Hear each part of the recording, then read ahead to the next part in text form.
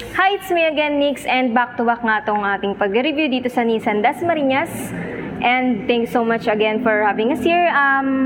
Bago ko explain yung nasa unahan natin sa exterior, first, sa interior muna tayo para man may iba. So, dun ako. Parang lasing lang. Dun muna tayo sa ating driver's seat. Interior muna, para may iba. Sa loob muna bago labas. Uy! Dito ka pala. Si Sir nga pala, ayan. One of the agent na napakagwapo. Dito sa Nissan Dasmariñas, si Sir Renel. Yan, invite niyo po sila, Sir, and contact details niyo. Opo, so dito lang po nakalocate po sa sa Agustin 2 and Aguinaldo Highway lang po siya. So, explain niya po yung interior po. Ako talaga. Charot. So yan, kontakan nyo lang si Sir Renel sa mga info and details na gusto nyo malaman about sa mga units dito and also sa mga bagong units katulad nitong ating Livina. Alright, and start natin dito sa ating interior. So sa interior natin, yung headliner natin is yan, beige. May ligsa sa beige color. Actually, mas prefer ko talaga yung beige na headliner here.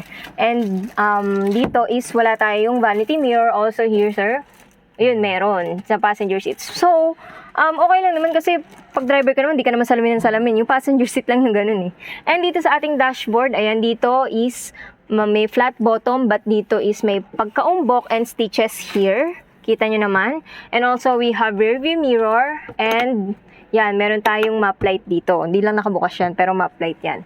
And dito naman is yung AC natin. Meron din yung info. So, may traction control na rin tayo. Ito nga pala yung ating side mirror, left and right. Yung ating controls. And sa steering wheel natin, ayan. So, kita nyo naman, may piano black finish and also yung chrome material natin. We have also SRS airbags here. Sa controls natin, we have audio calls, voice command. Dito sa kabila is wala naman gaano.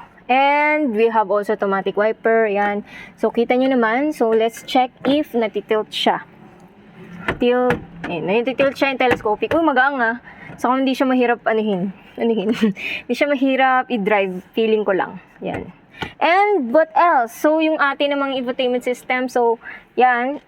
Just so simple lang naman. Meron tayong hazard and AC dito. May knobs. Aircon knobs. And may power outlet din tayo dito. Ayan, may lagayan din tayo ng phone. Yan. Gaya ng phone din yon. And we have shifter, park, reverse, neutral drive, 2 low. And ayan, dito yung ating traditional handbrake, 2 cup holders. So, nandiyan na rin yan. Yung ating, meron tayo dito Bluetooth, auxiliary. We have auxiliary here. So, yan, nakikita niyo sa infotainment system natin. And, okay, so para siyang may tray dito, na maliit yan. Sa ating storage. Dito sa ating pinaka-armrest natin. And ano pa ba meron dito? Yun, so wala ka naman iba pong makikita, so yun lang. So talagang safe dito kasi may may cover. And dito sa ating driver seat, thank you sir, di ba? So same lang yung ating sa door panel natin. Same lang din dito sa kabila. It's just hard plastic material pero, okay, so dito din hard plastic. But durable naman, talagang matibay naman. And also compartment here, ganun din sa kabila. So it's just the same. And so, there you have it. Yung seats pala natin is, ayan, leather material and with stitches. So, yan. So, na-recline din yan. So, yan, kita nyo. So, yan adjust din yung upuan natin. Alright, and let's check sa ating second row. Second row naman tayo, sir. Right? Aray po. Ay, ano ko. Sorry na. Medyo masakit Alright. And then dito sa ating third row naman is yung seats natin. Sa third row dahil nga mga preferences natin is pang family vehicle. So, tama-tama to sa inyo pag extended family tayo. And yung aircon natin, ito, so AC, 1, 3, 4, 4 yan. So, di kayo may initan kahit nasa likod kayo. And we have also control knobs here for the aircon. And grab handle. And pocket here. So, meron din tayo dito maliit. Ang pocket. And it's just the same. May design lang siya rito. Ayan. So, ating door panel. And sa seats, sa ating spacing, okay. So, pwede yung may lata. Pwede dito, prefer ko mga bata dito sa gitna. Well, makakaupo dito 3. Pero kung di ka naman, feeling ko 4, pwede rin dito. And we have also ISOFIX. Syempre, isa sa mga safety features natin yan. And dun sa third row natin, yan. So, kita nyo yung third row natin. Feeling ko, yung spacing niya, syempre, mas maluwag naman talaga. Normal naman yun sa ating second row. Pero kung mabait naman and very kind, pwede nyo naman pakiusapan yung second row na i-atras to para mas marami ding space dun sa third row. Alright. Whew! Char. And, what's next? So, sa rear end. Okay. So, kanina na ano tayo dito yun, no? Sa rear end naman natin, yung taillight natin is, ang napansin ko rito is pavi din. Pero dito lang yan, patagilid yung pavi niya, dito sa ating taillight. Kita nyo yan dito kahit here. And then yung logo ng ating Nissan nandito na rin. May silver diffuser din tayo sa ilalim ng magkahiwalay. So, may third braking light din tayo dito. Third braking light. Sa tailgate natin yung cargo space natin. Talaga namang malaki. Kasi nga dahil nga 7-seater to, 'di ba? So pang family vehicle. Hindi lang pang pamilya, pang sports pa. So Livina here, chrome material din. Yung ating Livina, we have parking sensor here. And let's check sa before I go to front, dito yung spoiler din pala tayo dito.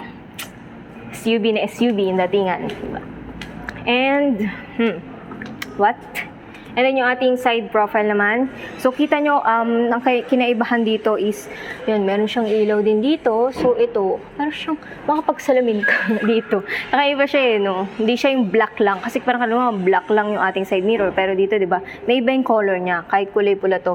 May chrome dito. Hanggang sa gilid niya. And also, napansin lang kong edge here. Ayan kita niya dito.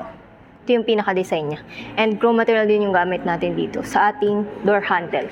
Magkabilaan yan. And then, also here sa rear tire natin. Ayan din, pati dito, front tire. Two-tone mugs na siya, two-tone mugs. Dito sa ating, yung turning signal light and power folding na pala yung ating side mirror. Alright, and again, V-Motion. Ito yung ating signature sa Nissan. V-Motion grill yung ating dito sa pinakaunahan. And also parang meron din siyang black dito. And chrome material Nissan. And syempre, yung ating taas is DRL na. Yung ating LED. Sa baba is halogen. Signal light niya sa ilalim at fog lamps. So, kita nyo naman. So, yan. So, yung iba kasi, ang mas prefer, di ba, pag matulan, mga sports car, mga ganun. Pero ang prefer ko kasi is pang family vehicle. Siyempre, para masakay natin yung family natin, yung parents natin, di ba, para madala natin kahit saan. And, thank you so much because, napakita ko na sa inyo yung interior and exterior na ating Nissan Livina. Alright, so para sa price, just contact Nissan Dasmariñas Cavite and also si Renel. Nakita nyo kanina. So, kontakin nyo lang siya for more details. And once again, thank you so much for having us here. And don't forget to subscribe to our YouTube channel, Motomo, Facebook, and TikTok. See you in our next videos. Bye!